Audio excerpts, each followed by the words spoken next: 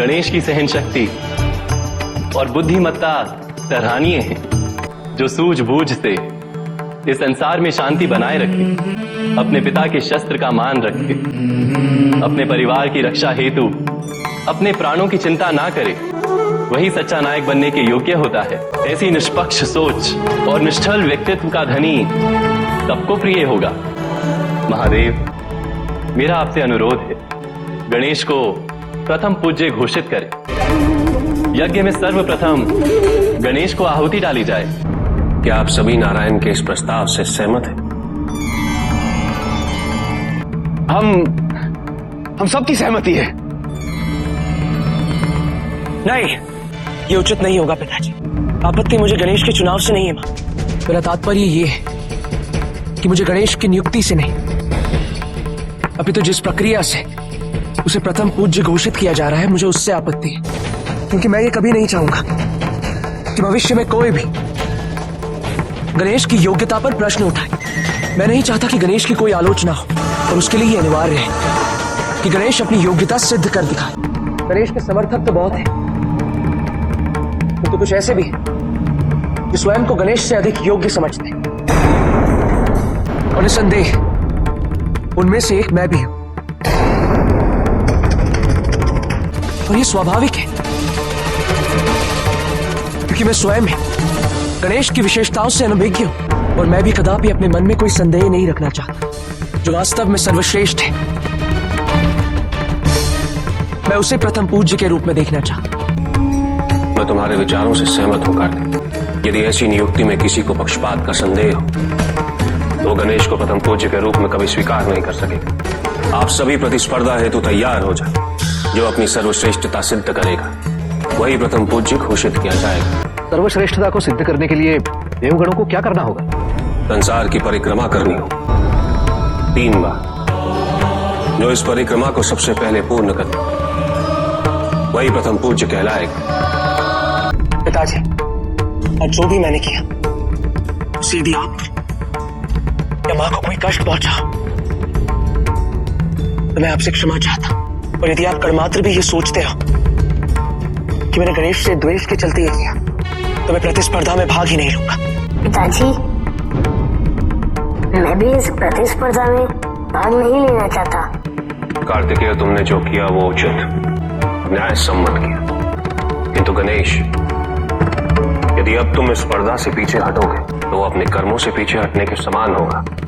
किंतु अपने बड़े भैया के साथ प्रतिस्पर्धा की मेरी कोई इच्छा नहीं है पिताजी।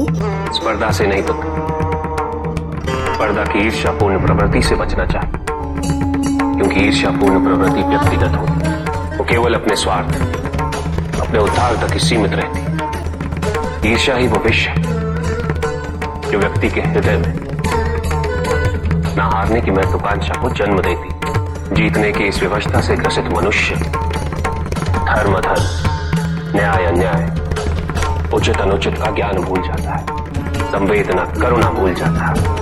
उसे स्मरण रहता है तो केवल जीतना, भले ही वो छल कपट के माध्यम से ही क्यों ना हो, किंतु स्मरण रहे पुत्र, अपने अवगुणों से प्राप्त हुई जीत क्षणिक होती, वो सच्ची नहीं होती। वास्तविक और चिरकालिक जीत तो केवल अपनी योग्यता और अपने गुणों से ही प्राप्त हो सकती। तुम दोनों प्रतिस्पर्धा के परिणाम की चिंता किए बिना स्पर्धा की ईर्ष्यालु प्रवृत्ति को त्याग कर केवल स्पर्धा में भाग लो और अपनी अपनी योग्यता को सिद्ध करो, किंतु संसार के लिए नहीं, केवल अपने लिए, ताकि तुम दोनों एक दूसरे की नहीं, अभी तो अपनी अपनी वास्तविकता का आकलन कर सको, अपने सामर्थ्य का आकलन, अपने दोष का आकलन, अपने गुणों का और अपनी अपूर्णता का आकलन। परिक्रमा आरंभ होने से पूर्व मैं एक बात स्पष्ट रूप से कहना चाहता हूं।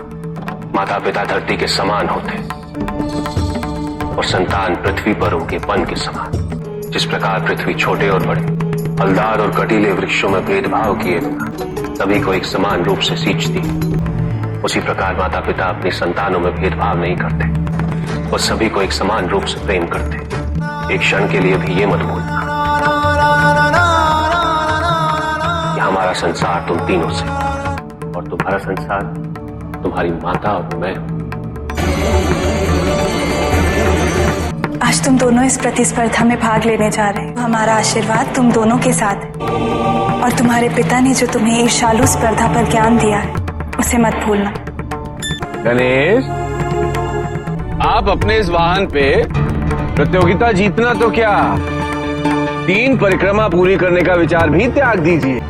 हाँ, आप कहें तो मैं अपना अश्व आपको अवश्य दे सकता। धन्यवाद देवराज, आप उदार हैं, किंतु मैं अपने स्वार्थ के लिए अपनी सवारी का त्याग नहीं कर सकता हूँ।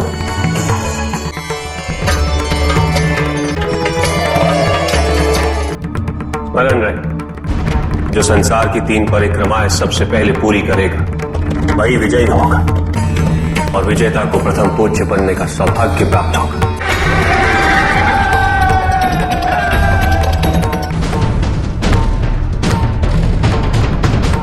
गणेश, विलंब ना करो, सब आगे बढ़ चुके हैं। गणेश, और गति बढ़ाओ।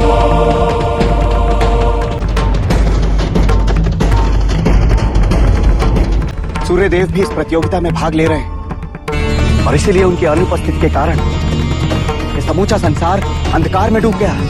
रावत, इतने धीमे क्यों भाग रहे हो? गति बढ़ाओ और तीव्र और तेज। अरे मित्र, मार्ग भटक गए आप। स्पर्धा हेतु आपको उस दिशा में जाना है। किंतु मैंने अपने आप को वचन दिया है कि मैं प्रतिदिन पूजा करूंगा। अब स्पर्धा के लिए मैं वचन तो नहीं तोड़ सकता हूँ ना।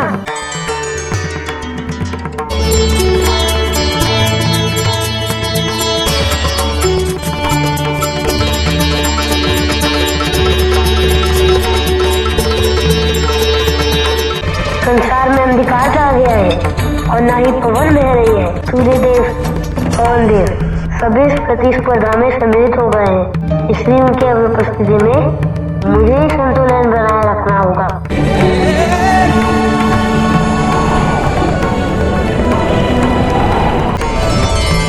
अब संसार का अंधकार भी दूर करेंगे आप। कैलाश संसार का केंद्र है, इसलिए कैलाश पे चलने वाला एक भी दीपक संसार का अंधकार दूर कर सकता है। चलो चलो, अब तुम भी विलंब कर रहे हो, कैलाश चलो।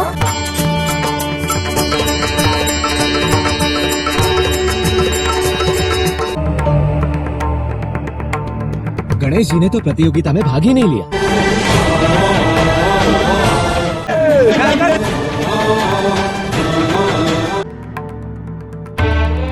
गणेश, तुमने प्रतियोगिता में भाग नहीं लिया?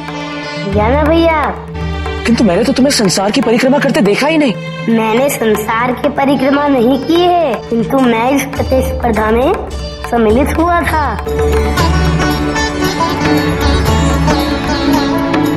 अब प्रथम पूज्य देव की घोषणा कर देनी चाहिए। सभी कितनी व्याकुलता से इसकी प्रतीक्षा कर रहे हैं महादेव। शिवपुत्र विजय अवश्य हो, किंतु वो शिवपुत्र कार्तिकेय नहीं, अभी तो गणेश। किंतु ये कैसे संभव है पिताजी? गणेश ने तो संसार की परिक्रमा की ही नहीं, तो फिर वो विजय कैसे हुआ?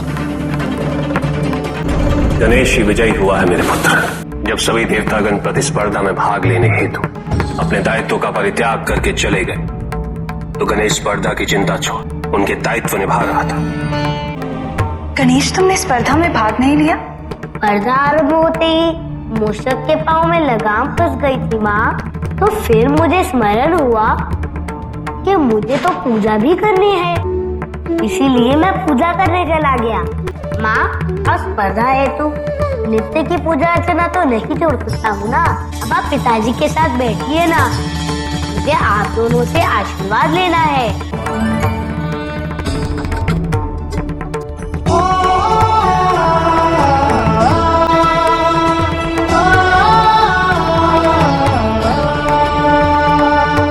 मुझे आशीर्वाद दीजिए कि मैं आपके आदेश की पूर्ति कर सकूं।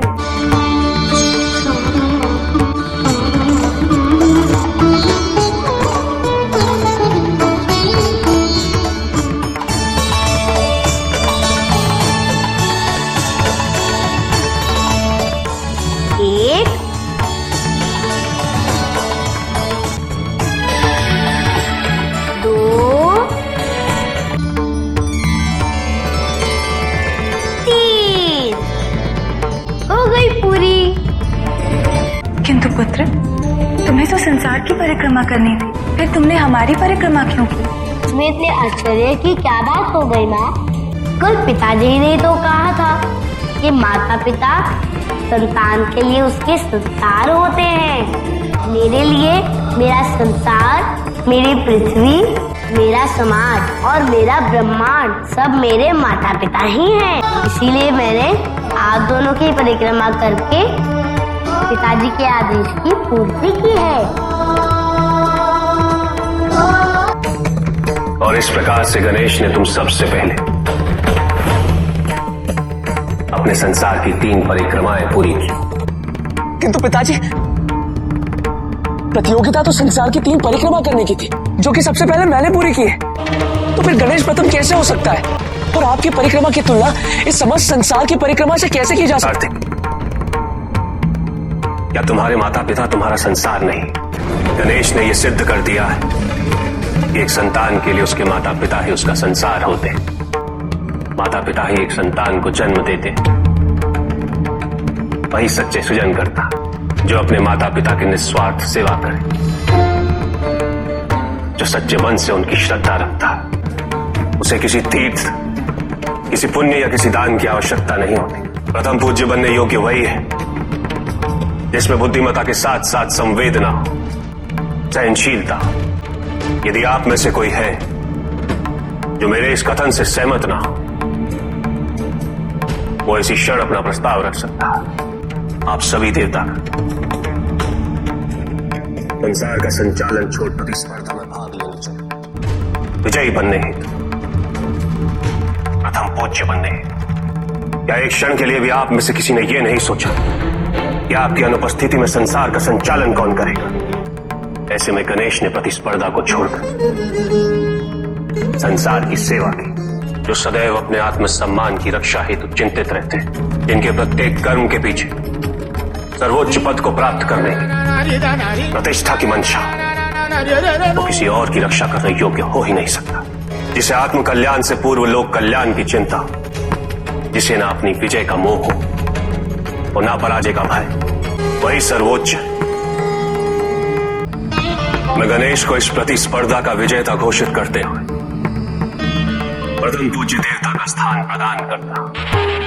प्रथम पूज्य श्री गणेश जी की, प्रथम पूज्य गणेश जी की, प्रथम पूज्य गणेश जी की।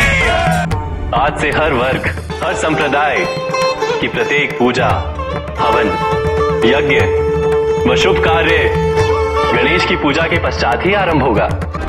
और गणेश की पूजा के बिना आरंभ किया हुआ कोई भी कार्य कभी सफल नहीं होगा और ना ही उस कार्य का कोई पुण्य प्राप्त होगा।